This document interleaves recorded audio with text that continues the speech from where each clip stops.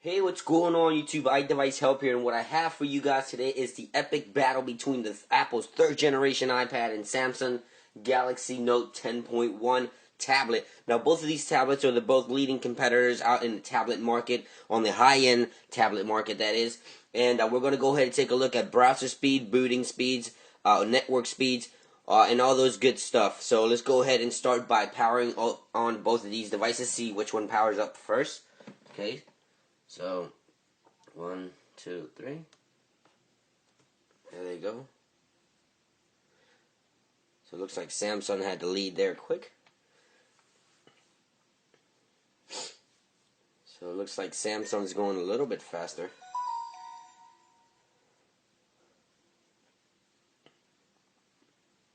Now both of these iPads come in white, and the Samsung comes in white and gray, and the iPad obviously white and black. The Samsung actually booted up faster. We can go ahead and swipe and start playing around with the device. As you can see, it beat the iPad to booting speeds, so that's a plus for the Samsung tablet here. Now, a quick rundown of the Samsung tablet. We already know what the iPad offers. A quick rundown. We know that we have the back-facing camera with one LED flash. It's a 5 megapixel that shoots HD quality video, and we have all the ports in the top. Now, this is the power button. We also have volume, the infrared, which is to control Samsung's television hub, the headphone jack on the top as well, and the 30 dock pin connector, as well as speakers on the front of the device. We also have a 1.9 megapixel camera on the front of the device. The Apple iPad came in way later after booting, so the Samsung actually beat the iPad on booting speeds by a lot, I would say. But the megapixels on Apple's front-facing camera is VGA, which is a terrible quality camera for the front-facing camera. I thought Apple would have updated that on their third generation iPad, but they didn't. It's still a VGA quality, while the Samsung has a 1.9. Now the screen qualities, Apple's iPad's Retina display does take the cake. Is a 2048 by 1535 resolution, pixel per pixel, and the Samsung Galaxy Tab has a 1280 by 800, which is rather less, but the screens does not look bad at all here on the Samsung tablet. But obviously the iPad has a better, a better screen. So a little bit on the specs wise before we get into the speed test. The iPad offers 3G and 4G connectivity depending on which model you get. It comes in from 16 all the way to 64 gigabytes, 3G and Wi-Fi only models.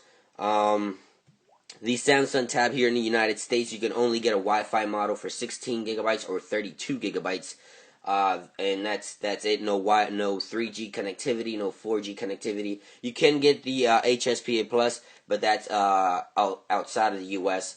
You could probably order it online, but here in the U.S. we only have Wi-Fi models. So the iPad has a greater selection of offerings in terms of 3G connectivity and that sort of thing. Now, space. The good thing about the Samsung Tab is that it does have expandable memory. The iPad, whatever amount of memory you get, that's what you have. You can't expand the memory on the iPad. The Samsung, you can expand the memory because it has this memory expansion port up here, which I forgot to mention at the beginning of the video. So there's that.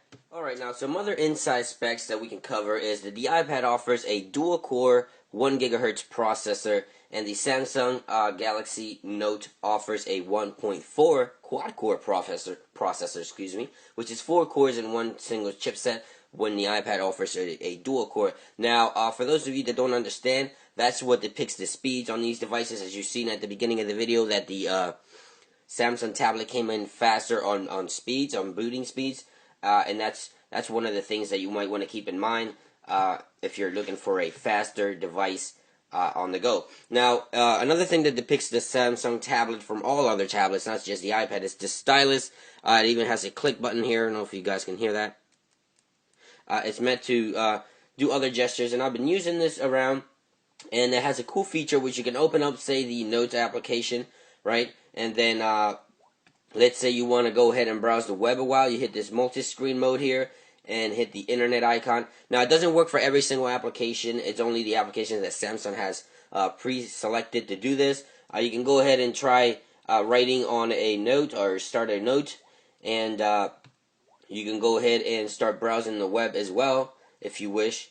and it'll do that. So it is a little bit laggy, I have to say. As you can see here, I'm writing a note, or I'm scribbling here, and when I go back to the browser, it takes a while to pick up. And if I do that again, I go back and try to write. As you can see, it's a little bit laggy, but it does work. I mean, if you're watching a video and writing on this side, then I guess that's okay. Now, it also the stylus. Once you're using the stylus, it doesn't pick any other input. It just picks your the stylus, not your arm. You don't get any inputs from your arm, so that's a really cool feature. And as you can see, there it is, multi-screen mode. So that's a feature that the iPad does not offer. So yeah, that's a plus here on the tablet, on the Samsung tablet as well. Now, also the stylus is kind of cool for the Photoshop Touch, which is an application that you get for free when you buy this tablet. The Photoshop Touch, you can edit and precise your images better because you use the stylus. Now, you could get a stylus for the iPad. They sell them, but they're not as precise, I would say, as this one, because this one is meant to work with the tablet, and it works throughout the entire OS, and it just feels very, very smooth. If you get one for the iPad that they sell separately, not Apple, but other companies, it's not as responsive because it's not meant to be running on the device, but it does work as well. Now, a few other quick tips before we go into some more, tests. The iPad offers a 10-hour battery life, if not more. I've been using it for a while. The battery on the iPad is by far the best battery I've tested on a tablet. The Samsung tablet, I came in with around 7.5 hours of battery life, which is good, but it is lower than the iPad battery power. So we're going to go ahead and jump into the browsers, and I'm going to go ahead and go to my blog. As you can see, I have my blog there, and I have my blog over here. See, both devices are connected to the same Wi-Fi network. Remember, the iPad offers 3G and 4G, and the Samsung only offers Wi-Fi here in the United States. So we're both on the same Wi-Fi network on both devices. So I'm going to go ahead and click here both websites, see which one loads faster. Whoops. Oop. It looks like the iPad did that faster. We're going to go ahead and try that again a different way. Let's go ahead and type here. Okay. So we're going to go ahead and do that. And so there it is, iDevice, which is my blog. Feel free to visit. Let's go. Let's do that. It looks like Samsung got done faster that time around. So you can see there, by a little bit, but it did get faster. Booting speeds or processing speed on the website rendering. And the scrolling here on the Samsung is, as you can see there, it's faster. It's way faster. If we can try to do the zoom in and zoom out, let's try that. It's really smooth. And of course on the iPad it is really smooth. What else can we test here on the browser speeds more than the scrolling?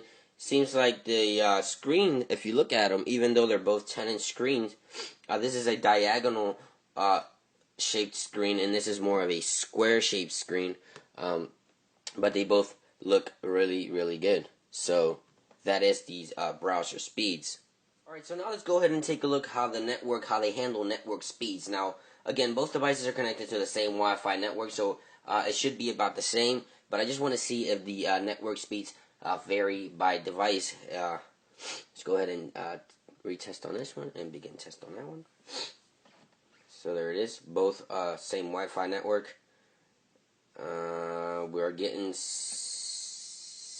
wow, we got 16 megabits down on the iPad, and we have 10 megabits down here on the Samsung tablet.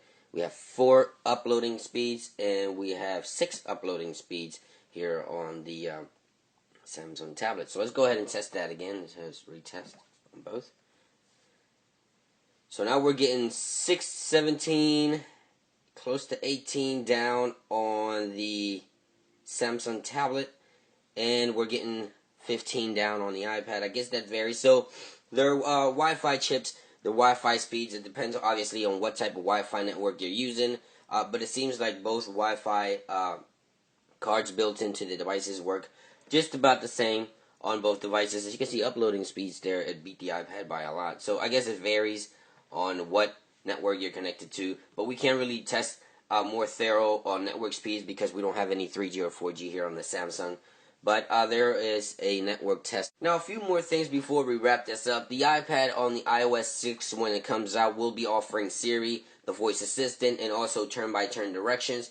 We also have Google Maps here on the tablet, but I would say that will go to the iPad, that it will have turn-by-turns, and it will have Siri, the voice assistant. Now, I did read that the Samsung tablet will get the S Voice, which is their voice assistant, once it gets updated to Android 4.1 Jelly Bean, because right now it comes with Ice Cream Sandwich, which is 4.0.4.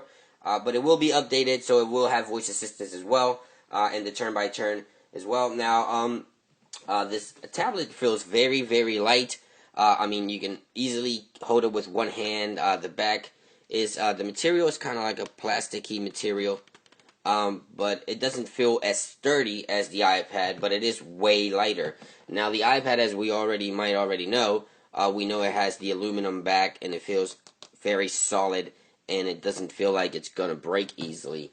But it is a bit heavier on the iPad. It comes in at 1.4 pounds, and the Samsung tablet comes in at less than a pound.